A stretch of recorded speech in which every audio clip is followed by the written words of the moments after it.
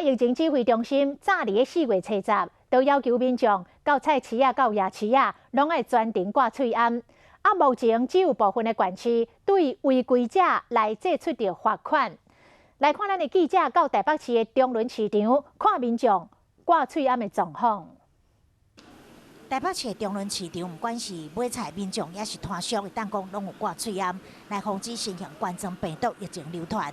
台北市政府嘛，伫个入口的所在有打广告，呼吁大家进入市场爱挂喙罨，遵守相关的规定。不过也是有发现少数的人无挂。我知你十物件绑起来，我逐天嘛挂，你一包大包准备伫遐呢。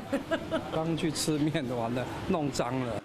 中央流行疫情指挥中心4月初10就要求进入传统市场、夜市啊，全程挂喙罨。网络上有转传4月2日开始，传统市场摊商甲消费者无挂喙罨，以团检病防治法开罚3000到15000的路片。不过其实这是中华县政府的规定。新北市嘛对4月初8开始对违规者相关是罚15000块，但是强调会先做劝导，澎湖县规定阁愈严。5月13之前伫澎湖县，户外活动的人员一律爱挂喙罨，若是无听者，开罚3000。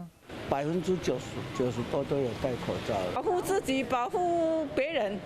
虽然各地区的政府开发的情况无同，但是民众入去市场进前也是爱挂喙罨，维护家己的健康，嘛保护别人。